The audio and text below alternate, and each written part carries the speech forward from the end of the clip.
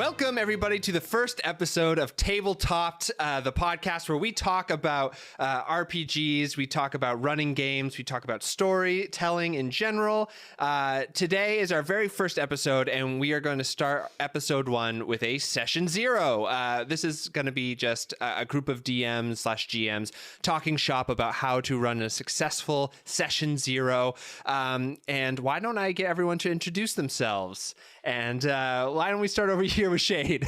Hi, I'm Shade. I have run a variety of systems, but right now I'm only running some 5e campaigns. Hello, I'm Daniel. I am running a couple of 5e D&D games, and I'm about to start branching out and experimenting with other systems. Hi, I'm Franco. I'm also running 5e games, and I also hope to branch out to other systems. Well, you've run a few others. Yeah, I've read a bunch of them just to plunder their ideas.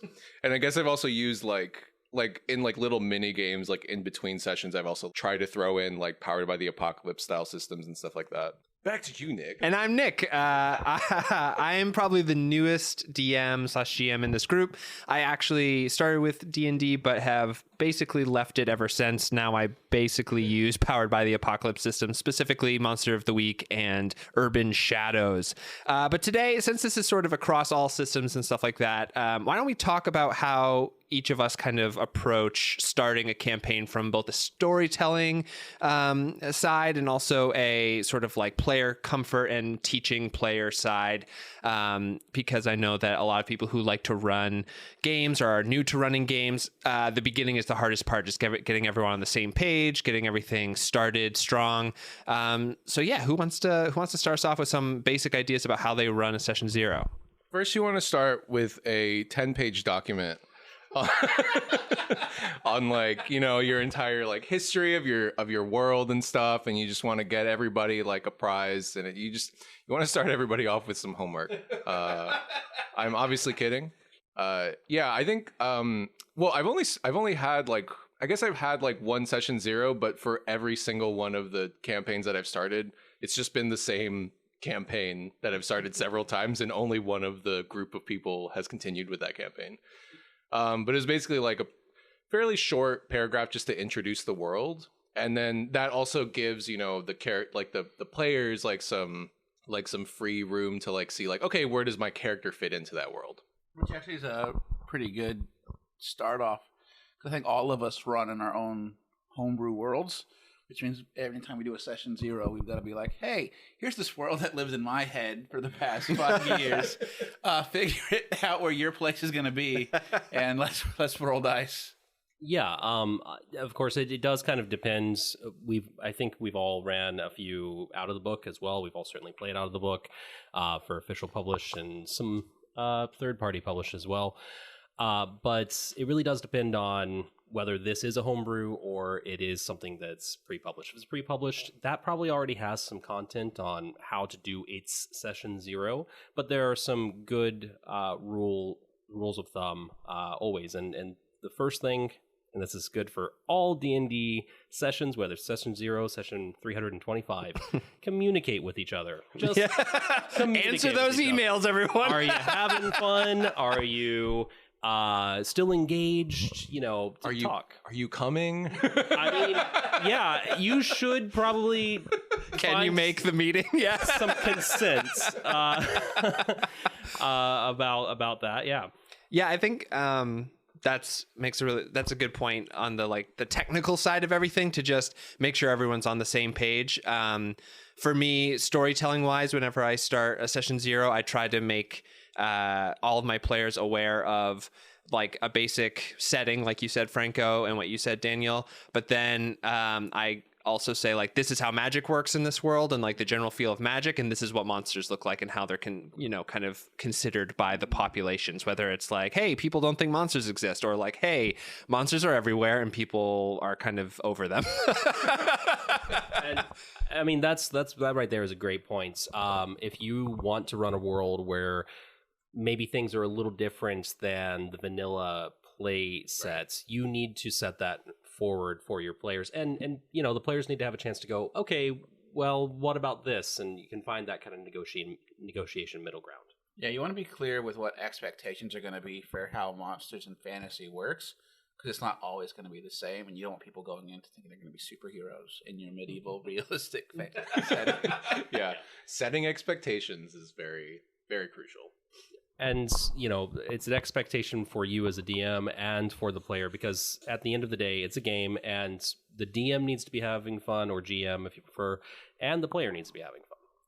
Yeah, for sure. And I also think that like something to like go before session 0 is just to send out, like I always try to get my players to send a basic character concept to me so that I can be like, this would gel with the world, or this will not work. You have to start again.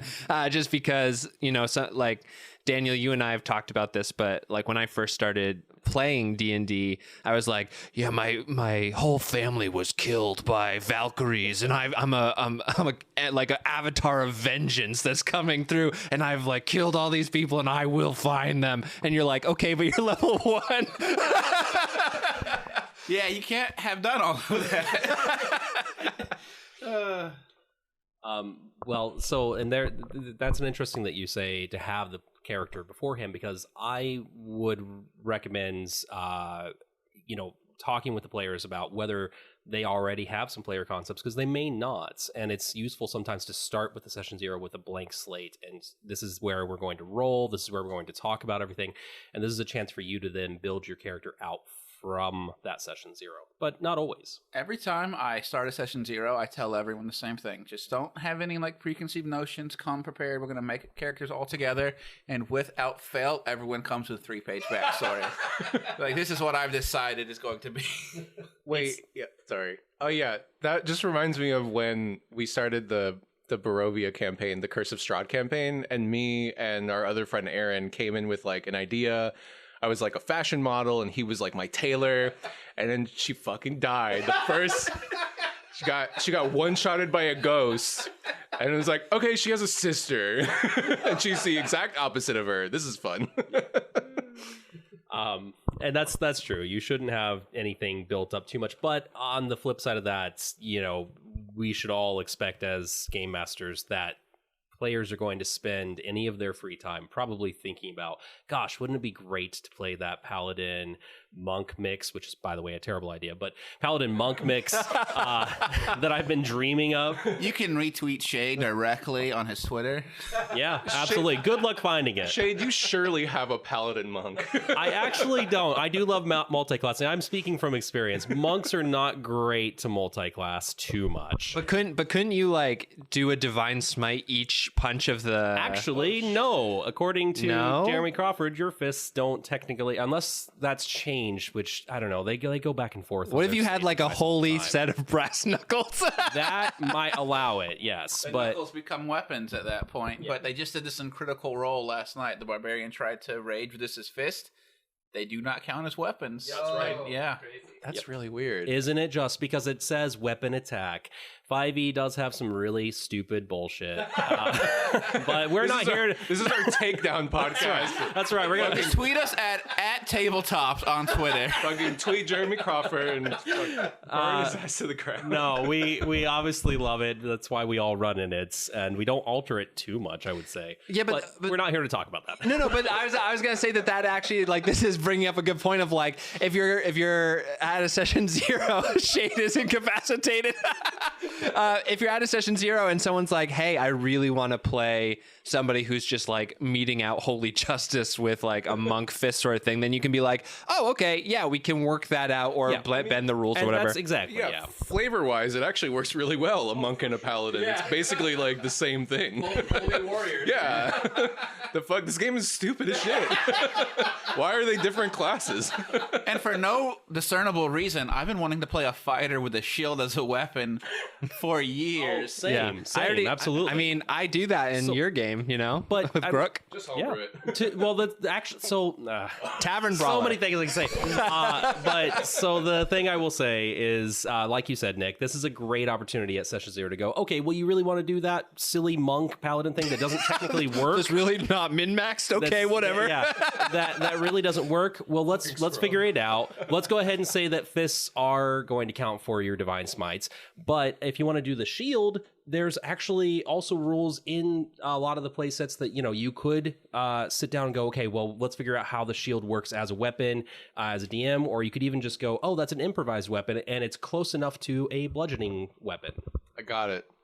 You just reflavor a longsword, but it gives you a +2 to AC. We did it. That is. We an solved item. it, guys. Make it a mace, give it the throne property, you're set. There you go. That's it. Yeah, and We got there. another thing is like, so moving away from the like D&D, like one thing that I think that Powered by the Apocalypse systems do really well is that it kind of builds in a session 0 to the actual like running of a game, because it says, okay, you're all making your characters together. Now, how do you know each other? And you kind of decide as a group how you guys know each other beforehand, because I don't know about the rest of you, but in like D&D and some other campaigns that I've sort of run or been a part of, the hardest thing is when a new character is introduced or you're starting and everyone's new to each other, and it's like, and you're all traveling together and you better be ready to die for each other or whatever. So You got 5 minutes to develop lifelong bonds. Exactly, yeah. Throw yourself in the way of danger for these folks. yeah, so I always like to try to establish some sort of like, hey, you know each other from around town, or you know each other in this way, or you've at least seen this person before, instead of just like, hey, this gnome has come out of fucking nowhere and now you're just like always together. Gnomeware. Yeah, you're definitely talking about Mallory, I guess. Mallory came in with 2 people attached to him story-wise, so it was just like a new faction has been introduced to this story. I like the social like web where all the players don't have to know each other, but it's like you know them, they know this person, Yeah. and kind of loop it all around. Where like there's 2 characters that know everyone else in some way, and then you just make the problem everybody's. Yeah, that just made me think of, because you just started Nick's Urban Shadows campaign, and when me and Shade were in Nick's Monster of the Week game, that was also, I don't know, that's just like a thing I'm definitely going to steal going forward. It's such a good mechanic to be part of a session 0, to just be like, yeah, actually you all just know each other. Yeah. Like there's no reason not to, and it just makes it more interesting. And Urban Shadows does a really interesting mechanic, and it's built in, but I might just steal it for any other thing, where you basically have to take debts out on each other, or owe debts, or like I have a debt from you. And mechanically in the game that means something, but I just love the idea that like, hey, you owe this person, whether they helped you out in like a time past, or like they, kept a secret from you from the law when you like almost got arrested or whatever. And so now like you feel obliged to this person in some way. I think that that's like a really cool idea in any setting, because then they don't have to like each other. They don't even have to really know each other that well, but they can feel indebted to each other, and then that's a way to keep them together in the campaign. I have liked that as a sort of storytelling mechanic in the game to pull the party together, but as an individual, I've hated nothing more than owing people things out of the gate. It has driven me crazy. You since are day born one. in debt. You will die in debt. I mean, it is good to put your players in something they're probably familiar with, and as 30-somethings in the United States, let's is very financial comforter. debt. Yeah. Don't fucking dox me like that. Sorry. So Here's debt, but it's fantasy, so it's fun now. exactly. I mean, good fantasy is built out of something you know. I make fun of you, but I just started a game with Nick at work where I literally put them in a situation where they have to pay 15 gold in taxes to the Every city. 2 weeks, which is Every a 2 weeks. crazy amount of money. They are incredibly poor and have immediately turned to crime. They're in Fantasy Australia and the very distant past. There's another game that I'm in where one of the characters wanted to play a bard with a violin, and the DM was like, yeah, you kind of can't afford that. And she was like, can I just take on a bunch of debt? And it's like, yeah, you now have a bunch of fucking debt. Like you're 900 gold in the hole or something like that. It's okay. The whole town got destroyed, so he just kind of hand waved it away. It's really nice of him, actually. I mean that's a way to start like a lawful evil campaign of like, how do you get rid of your debt? Awful.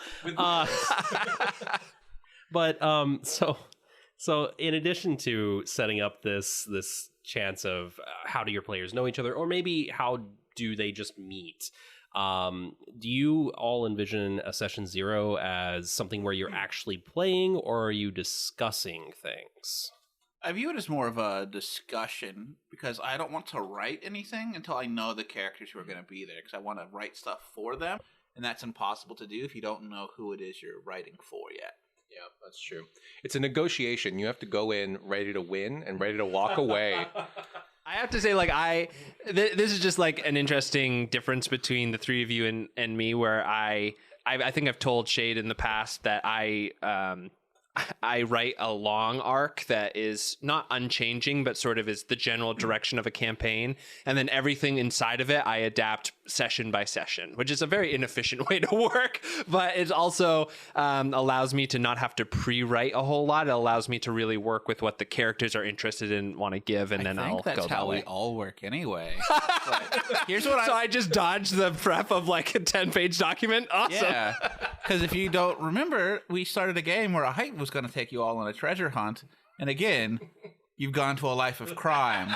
I can't get you out of the city to save my own life. What is this?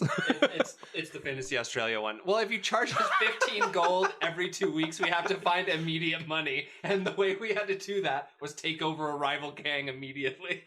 And this is why session zeros are so important. This could have been discussed, but we went right into it, and now we both have different ideas. Yeah, I remember we like robbed a Best Buy in in Monster of the Week. Me and Jackie just went and robbed a Best Buy, and that was very that was like, yeah, Nick definitely hasn't come up with this idea. We're just gonna go rob this Best Buy. But it also allowed me to be like, yeah, you like walk by the back room as you guys were like sneaking to try to find the safe or whatever, and you like overheard that the workers were trying to unionize, and you were like, fuck this guy, this manager sucks. And so it just like gave you like this whole other arc on why you were at this Best Buy. It was very fun. It was really nice of you to like let us get away with it. Like morally speaking, it's like, oh yeah, fuck this manager. Like let's just let's screw him over. This is great. Let's fuck with his numbers.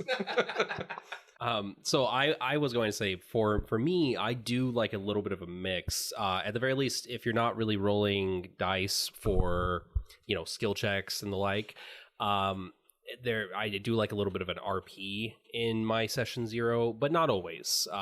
You kind of have to just feel how things are going at that moment. But all of this is a great example on how session 0 is not going to prepare the GF for what's going to happen in the campaign at all. Yeah, totally.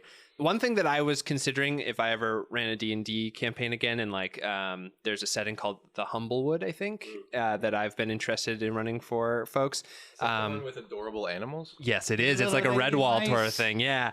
And I sort of wanted everyone to bring in a level 0 character. So basically make your character up until when you choose a class. So you choose like your background and your skills and all that kind of stuff, but you haven't chosen a class. And you can choose like, a background, profession, and maybe some backstory. And then the first session 0 would be us all coming together, talking through stuff and how everyone knew each other, and then running through what happened to start the adventure. Like, why are you guys all together? Well, this thing has happened. And you guys, as session 0 or level 0 folks, have to survive it. And then that's why you become a level 1 adventurer, which is already a little bit better than like the average person. Yes, the trope after the bar fight session 1 is the calamity session 1. That makes me think of. So I'm trying to put together like a game. I don't really know what I'm going to do with it yet, but like I was starting to come around to the idea of just doing what you were saying, like starting as like level 0 commoners and just having a background. But you're all teenage nuns who were just sent to a convent because you were, I don't know, practicing witchcraft or something. And then, like, when you get to your first level, you all have to be warlocks, but you can take different packs. It's just flavored to be the same deity. Because, there's a lot of versatility within the warlock class. So that's kind of my idea. Oh, this is your Oops All Warlocks. Yeah, this was my Oops All Warlocks idea. Because I just thought it'd be really fun. Because, like, I think warlock's a really fun class in 5e. Yeah. But yeah, like, that's another expectation to set is like, hey, by the way, you're all going to play warlocks. Just have the warlock class, like have your pact in mind ahead of time. That's another thing. Like the amount of limitations that you place, I think maybe can be like straining to some players. But I think, there's a lot of like when you're putting constraints on players, I think it helps people like think outside the box. Like I think a lot of like the best art is born out of that. It's like born out of like restrictions. Yeah, and that's always good for like a campaign 2 or 3 after you've gotten to know like a group. But those like high restriction campaigns are really hard when you're going in with like a complete group of randos. Right. Yeah, actually, this is something that I wanted to talk to you about because you've done this, and also Franco, you have done this recently as a player. But like when you walk into a completely random group of folks, because I know that some people play TTRPGs but don't have the luxury of having like a large group that they want to play together with or who are interested, so they kind of have to go to a game store or whatever. What is your thoughts when in that kind of situation? I just want to put a caveat. I would never put a group of complete strangers into that warlock scenario. I'm just going to torture you group with it. It's like, yes, only warlocks for you, not for strangers. Strangers can have choices. Well, when I've played at a game shop or an event where I was running as a volunteer, I like to stick with like classic choices. Tropes are tropes for a reason because they work and they're familiar enough that everyone can put a spin on it, but you're working from some sort of commonality. Which is why I will always play a dwarven cleric if I am starting with an entirely group of strangers. I know the dwarfs, I know what the cleric can do, and I know no one else is going to be playing a healer at any given time. So it like cements you as a part of the group immediately. That's like, we need to keep this person alive no matter what. As Leslie Jordan is wont to say, when you walk into a room, you have to find your light. And you want to be that light? I want to be the light. I want to be the light for everyone. I've actually had this situation as well from a GM perspective. And a lot of times I find that where we have a comfort with our familiar group, if it is a group that you just don't know, or maybe there's maybe you are the connective tissue for a number of people that are coming to this. Like Daniel said, tropes are very good, but I would say this is a great time to not do too much in the way of negotiating. Earlier we had said, okay, hey, we were using that little monk paladin thing, so I want my fists to go ahead and work for those divine smites. Nah, don't do that kind of stuff, because that's going to confuse the player down the road. Gotcha. You can do it. It's just going to, it can lead to some things. I had from personal experience, I had a player who really wanted to rework, they hadn't played 5e before. They were familiar with 3.5 and they saw the Eldritch Knight and they really just wanted to rework everything. And we sat down and we did that and it worked out great. But later on, it became apparent, you know what, this isn't really working for us as a group. Right.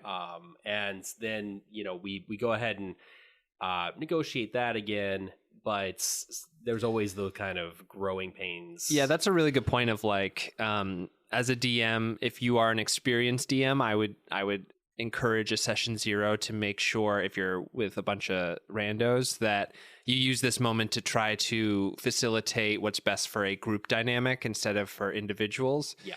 Because I think that is, really important because like everyone's going to come in with the thing that they've been wanting to play D&D for a while with, and then that might not always work. And if you're a less experienced DM, maybe come in and just be like, hey guys, like be really out there and be like, hey, this is like my first time running a game, and I would just appreciate it if we didn't do any off break. Yeah, stupid shit. Yeah, exactly. I love reworking a class for my own flavor. Frank will attest that I've been playing an anime character in his Greek setting for some time now. Wait, who? Abraham. Abraham's an anime character? Yeah, well, absolutely. Absolutely. All right, the fact that you haven't noticed makes me feel a lot better about my choices and blending him into your setting. Yeah, it's a Greco-Roman classical setting, and his name is Abraham Washington, and when he told me that name, I was just like... I couldn't handle it. He's an anime character? Yeah. Yeah, I mean, I guess, yeah. Every single spell has been based off of some anime move. Yeah, but that's just fun. I thought that was just like, oh yeah, it's like everything's anime. Anime is everything. Everything is anime. Oh god, I was gonna say something else, but like my AD&D mind dissociated there for like a hot second. You were talking about reflavoring classes. AD&D. It's special. Again, I reworked it to Tobacco. my setting. Fuck. Oh, so those heavy rewrites when you want to take a class and just like make it very unique. I have found works really great if you're doing like a one shot or a limited run. Yeah, that's a really but good if you point. want to do like an ongoing, like level 1 through 20, that is not going to work out because you are definitely going to run into balancing issues. Yeah. And I remember in one campaign I was running for a mixture of this group that I'm currently running for. We were in the same world on an island, and everyone got marked by this like raw magic. Right. I thought it'd be really great, and I gave them all like superpowers, and it was way too much. So I had to take it all away later, and they're gonna hate you more for that than for anything else you ever do to them. I think with the session 0 in particular, and an experienced group or group you don't know, not setting that up is helpful, and just it's all about setting those expectations. But we mentioned going into game shops, and there is kind of an advantage if you're going to run a game at a game shop. There may not be a session 0 because you may be doing something like Adventures League, Right. or Adventure League rather, and that is all about drop-in play. Yeah. So you don't necessarily get that, but sometimes a game shop may have a session 0, and you should just prepare to make it a fun experience as possible, and not cater to power fantasy. Mm-hmm. Yeah, there's it's interesting because some of the systems I've run in the past that are built to only be one session long, like Misspent Youth is one that I like. And then also one that I really want to run is 10 Candles also does this. It actually like kind of takes the power away from the individual to create characters and stuff, which is really interesting, where it basically distributes it amongst the group. And like in 10 Candles, you write down like a positive and a negative trait, and then you pass them to your right and left so that when you get yours, you have a random positive and a random negative to build a character from. And sort of like a group thing sets in so that you all have like an interesting group made team. Another thing like with Misspent Youth and even a little bit in Monster of the Week, they kind of suggest that before the game you have like a quick conversation of what kind of game you want to run. Misspent Youth does a rating system like PG or G all the way to like R or like a hard R kind of thing. And I think that is also really useful to establish like boundaries and expectations. Yeah, absolutely. And that's for me the thing you really want to focus on most, because it's all well and good if you want to run a campaign that is going to be swashbuckling. You've had this in your mind for a long time, but if your group really just doesn't give two shits about pirates, yeah, right, no one's going to have fun with that. Probably. I mean, you might pull a miracle, but don't take that risk. Talk to them and say, hey, I want to run a campaign about pirates. Are you interested? And let them choose. And that's where session 0 is going to come in. And maybe they know that in advance of session 0. But maybe that's something you can kind of test the boundaries of.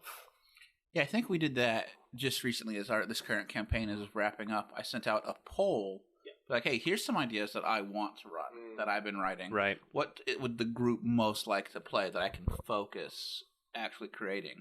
And now we've got a concept for campaign 5. I think this group is going to be running the 5th campaign. I don't know how you're counting it, but it's fine. Yeah, that's randomly. I'm just assigning numbers to things. Campaigns run by you or campaigns run within the group? Campaigns run by me for this group. Oh, okay. So this is like a personal thing. Mine doesn't count. This is calling you out section. This is the calling you out section of the podcast. I feel like I'm called out. I hear you, Franco. I see you, and I'll count you in as the campaigns for this overall group that has we've never named our like actual D&D club. No, it's fine. I want my own numbering thing. God damn it! I did really like the voting thing. Actually, that's what I wanted to say before I was goofing on you. I do. I also will say though that like I had an experience recently when I was making our current Urban Shadows campaign where I was like, yeah, what are you guys interested in? And the response that I got was, yeah, like Weird West, but like Space Odyssey, and maybe like really focused on like community, but also exploration is awesome. And I was like, holy shit, what do I do? And so I basically just picked one that I was like, yeah, I could do this. And I just took a couple of things and did that with it. You went the wrong direction. That was your problem. You didn't start out with ideas. You just asked for a wide berth of things. Let me tell you. Yeah, I guess that's I true. Do a lot of stuff. I guess that's true where you like come in with some parameters of what you are interested in running as well, so that you can like going. I guess it's like the flip side of what you were saying, Shade, where it's like. Tell them if you have a really strong idea, like, hey, I want to do this. Are people interested? But also, if that's not the case, then you can say like, hey, this is kind of what I'm interested in running. What are you guys interested in? We can meet in the middle kind of thing. Right, exactly. And that's absolutely the negotiation, because again, you want to do that swashbuckling campaign. If you don't tell them about it and you just say build your characters, session 0 is just going to be about building characters. I'll give you a few things about the world, and you say, yeah, naval stuff is pretty heavy in this world. They're just going to think that they're going to be in a city with docks. They're not going to think that they're going to necessarily go out and be pirates or something unless you straight up tell them. If you tell them and they go, oh, well, I was kind of hoping to do, not a pirate. I wanted to be the Coast Guard. Yeah, I want to be. Yeah, exactly. I want to be the Coast Guard. Then you know that, and you can figure out how to marry those ideas. Yeah, never give people more than 3 choices.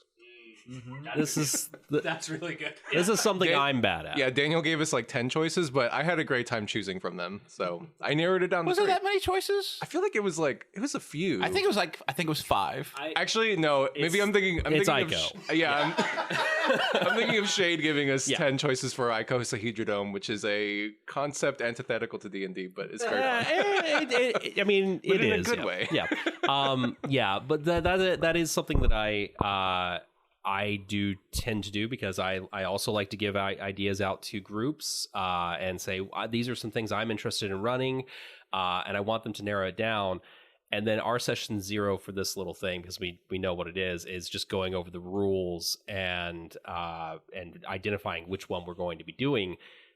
But everyone wants to play all of them, and it's kind of hard to narrow it down. So don't scattershot too much, you know.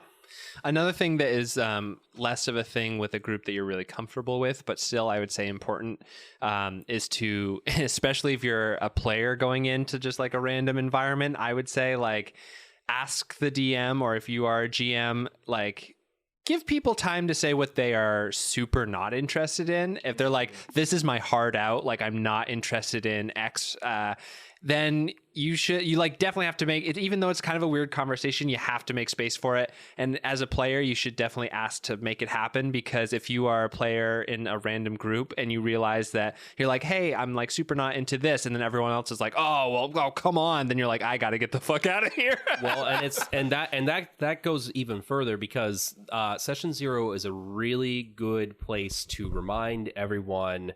It's not only just about setting the story, but also setting the boundaries that people are comfortable with. Yeah.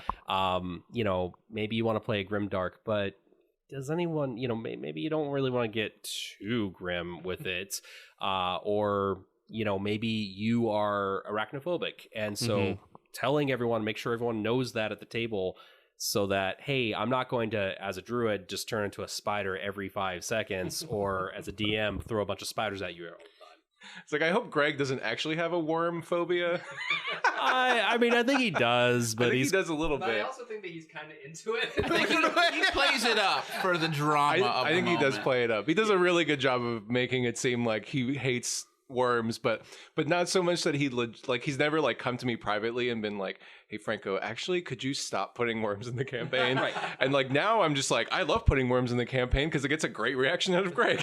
Right. And I mean, then that's a good point. I mean, there is a kind of a middle ground for that, but there are some things like I've been in campaigns where rape happens. Yeah. I'm not cool with that. Yeah. I don't want to be in a world with that. And if there had been a appropriate session 0, we could have set that boundary to begin with. Yeah, that like having a light system is like what I tend to drift towards, and having like a green, yellow, and red is like kind of category where it's like I'm totally cool with this as green, and then like Greg and Worms is probably a yellow, and then like sexual assault, all that kind of stuff is like a hard red. Like I, as a GM, this means I'm stopping the campaign and being like, guys, what the fuck are you guys like? What is happening? Yeah, just because things exist doesn't mean you want to role play through. Yeah, exactly. Escapism. But yeah, I did the same thing in our last like session 0. I said, what is something that say yes, something that you want in the campaign? What is your soft no that you would deal with if it was there, but let's not focus on it? And then what is everyone's hard no? Like, does not need to show up at all. Right. But a green light system would be better than yes. No. So I'm going to steal that, which is that's also a D&D trope. Yeah. Steal other people's ideas and market them as your own. Not the marketing as your... Okay, well, you can... you're what is it, the fucking great artist steal, good artist copy, great artist steal. Yeah. Frank said that. Wait, I just doxed myself. Can you bleep out my name? That would be really funny. That'd be really fucking funny, actually, if you bleeped out my name. Yeah, we can bleep that. Just because of the last name? Yeah. Oh, okay. Yeah. Yeah, and I also think that like storytelling wise, getting away from like specific systems and stuff, I think a session 0 is super important to like get it's kind of like I always feel like I'm a little bit of a spy to like talk to my players, and then they're like, yeah, this is my character, and I'm like, oh cool, what excites you about this character? And then they'll just have like people love to talk about what they've made, and then you can just start like mining that for the stuff that's like, oh, I can use this, I can use this, I can use this. Yeah, I remember because Daniel was like, yeah, my teacher was like, my elder teacher or whatever was like, he was murdered and stuff, and I was like, oh, okay, great. The main quest giver of the campaign, who is secretly a bad guy, put the hit out on your your master. You leaned into the anime and you didn't even know it, Franco. Oh yeah, I totally did. My whole life is anime. That's the shirt. Everything is anime. My whole life, anime. All right. When I found out that was what was happening, I cannot tell you how angry I was. He was so mad. I was like, I gave you gold. I handed you like role-playing gold. I enjoyed it. Like, I don't think it's a bad idea, but I, as Abraham, was so mad that I've been working for this guy for a solid year, trying to get clues from him because he was giving me information about who killed my master, and then it was him the whole time. You guys, you don't even know how in-game angry I was, or the chaos I have thrown into this game since then for my revenge plot. Since then or before then? The whole time. Or the whole time you've been playing the game. Look, it was accidental chaos before, intentional chaos since. Yeah, I'm gonna throw some air quotes on accidental. I've played. You can't fool us. We've all played with you in various senses, and we know what kind of characters you run. I mean, accidental. Yeah, since we're just gonna roast Daniel now. Well, yeah, but after we roast Daniel, we have to throw some stones at the glass house that Nick lives in. Oh yeah. Oh, for sure. Yeah, absolutely. This is the thing. I love a chaotic character. I play them half of the time. The thing about it is that you cannot be precious or defensive about it. I'm super chaotic, and I will do everything I can to make this interesting for me. And you know what? That's actually a great thing for a session 0 too. Find out how. A session 0 is a great time, especially if you don't already know the group, to just learn what they're doing. Yeah, totally. Yeah. Before I get lumped in with that whole chaos thing, like making this interesting for me is not my take on it. I'm going to do anything I can. Daniel, you're running a demonic cult behind everyone's back in one of the games. What do you want us to say? Like I just said, I want to move the story forward in interesting directions. Okay, well I'm not then, trying to entertain myself. I'm trying to entertain the group. That is a lie. You know it is, because all of those things are kept secret from the group. What thing? It's a secret that you just put me on blast. Oh, Ongoing. I hate to say it, but we've done that in future episodes as well. We've a peek behind the tabletop curtain is that we've recorded a few episodes. You're the worst secret keeper. Yeah, literally every episode we've already recorded at this point has been us putting Daniel on blast. With love. I did not know what I was signing up for. I like the attention, so I'm going to just roll with it. No, but that's like a super good point though, Shade, because I was thinking too, like there are obviously different people who are interested in these games. Like I'm a super role-playing heavy person. That's the thing that I like to do. I am less interested in combat, but I also play in a group with somebody who's like all in on combat, and that's the thing that they love. So you also have to get the temperature on that so you can mix and match and make sure that everyone's having a good time for, the majority of the time kind of thing. And also something to remember about Session Zero, which we've more or less touched on already, but it's not the be all end all. It's a great starting point. It's the key to the door that will lead to your game, but it's not going to set everything in stone. Yeah, I thought during the Lakewood Session Zero that there were some things that were definitely going to happen. I had some characters made, and I was like, oh, this is going to be so important. We never talked to those people or ever explored that theme, and I was just like, well, okay. It was still super fun, but it's just had a great story arc. But yeah, I think Shade's right. Build something that's loose enough that you can operate within flexibly. The Session Zero house rules and the DM's notes are living documents. Yes. They are going to evolve every time they interact with the players. And you can have a session, air quotes here, 0 later on in the campaign too, because it's good to take a little pause, maybe between arcs, and just go, hey, how's everyone doing? Do we want to change a few things, direction? Yeah, in our Canaries game, we actually did a 6-year time skip in which we did like a soft reset. Yep. And a lot of people wanted to try new characters because the game had been going on for, I think, 2 years? Mm-hmm. Everyone was ready, some people wanted to keep their stuff. People wanted to come into the game from other groups. So we did a Session 0 again in the middle of the campaign. So it's sort of all right, you guys have been this guild for a while. You've done great. And like I said before, the second great trope of D&D is the Calamity. And I was like, all right. The structure of the country collapsed in the past 6 years. Yeah, and there's also a really fun thing that a mid-game Session 0 reset kind of thing where you just throw another system into it. We kind of did that with Argot. We've done it with Canaries because the Year of War bit was sort of a different. It just wasn't D&D. It was just a different system that we had sort of made or whatever. Oh right, yeah. And I think we've all done it in some way.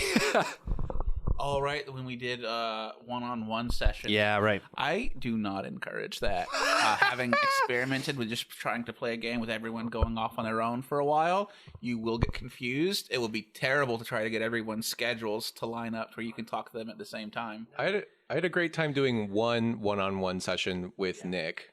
I think that worked really well.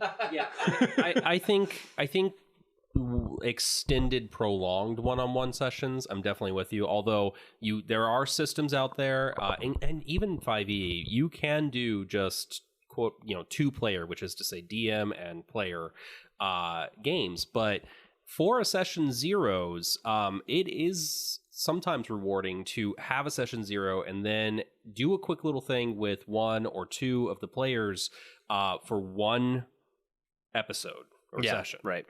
Yeah, I will say that part of the Summer of War mid-campaign inside of the larger campaign was trying to wrangle 7 individuals. Yeah, it was a large group. On each going through their own little quest over a 10-week period, doing it in real time. So all 7 people had to have a one-on-one every week for 10 weeks. Yeah. Not great. Yeah, I think part of it too was I didn't understand part of the...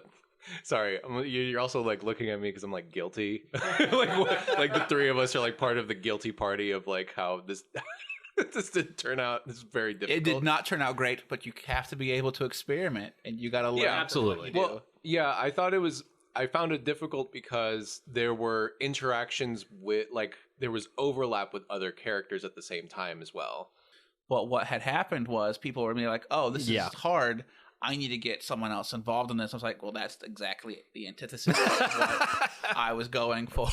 Well, it's a team game. I feel like it's like very. It was really hard to take a team and like, all right, now you're all individuals, because I was like, I'm not doing this on my own. Fuck you. That's a giant. I'm pulling in everyone I know. Right. I'm not gonna fight this giant on my own. I'm gonna call Greg's character and let's go fight an obelisk.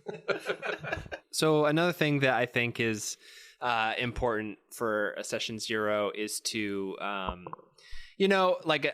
tips and tricks wise, to make it so that you end with an intro into a campaign so that people can get excited. And then what I really love to do, and then we can go around with sort of to end it off to like specific things that we found a lot of success with. I really love, Franco got me hooked on this website called Nuclino, where you can build your own wikis. And one thing that I absolutely love, and I think that is a really good way to harness the really motivated energy at the top of a campaign from your players, is to like let everyone be part of this wiki and like fill out their characters. And like a lot of the games I play are like shared worlds, and I give them a lot of power to create what they want within the world, like on the fly, and then I just sort of leave it up to them to add to the wiki as a living document as well, so people have ownership over the world and are able to constantly be reading each other's stuff so that they can feel like, oh, I forgot that. This is interesting to know about the character, and that's something I like to do on my session 0s as a little tip from me, so we can go to the next person. And just a little pro tip: if you're doing that, be sure to like stay in contact with your players, because some of them will have that window open for days at a time, planning to get to writing their own thing and never remembering, or we never, got you like, there, Daniel. having the energy to do it. So one of my favorite things to do with the session 0 is, we said this thing about individual sessions.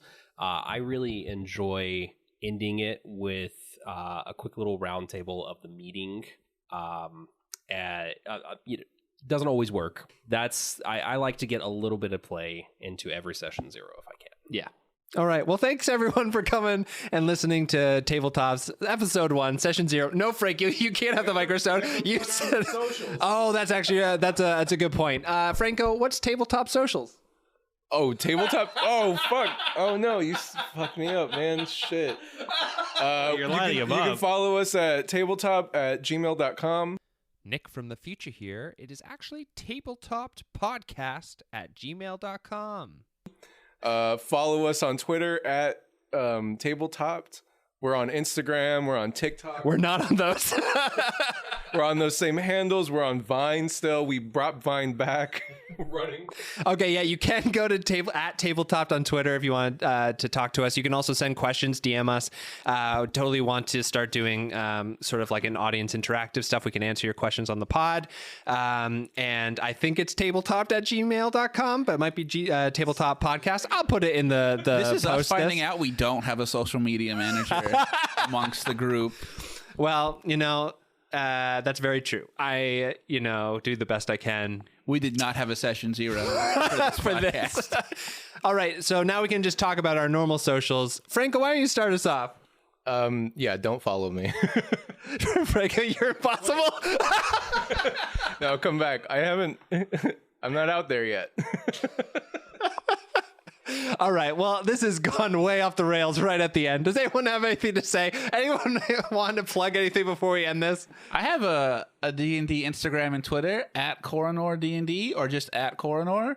I post very rarely on both of those, but now that I plugged it on a podcast, I guess I'm going to do that some more. Ooh, a rarely updated Twitter account? Love yes, that. please. Love that rare tweet. That's KORRENOR D&D. Also, Daniel's kind of getting stuff rolling on sort of a DM for hire sort of thing. So if you're interested in running a group, but you don't have a DM, why don't you send a message to that To Twitter? the tabletop@gmail. Okay, or that.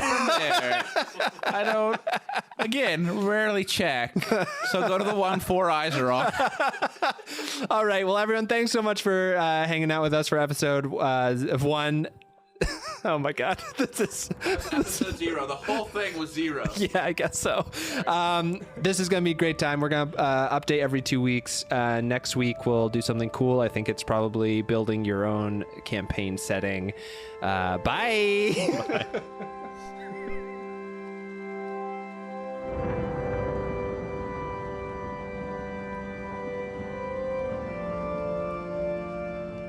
Hey everyone, it's Nick again, just coming out to say thank you so much for listening to our first episode of Tabletop. Please give us a subscribe so you can get all of our updates. We have another episode coming out in just 2 weeks with Daniel talking about how to build your own homebrew campaign setting. It's a really great conversation and I really want you to hear it, so please give us a like and a follow.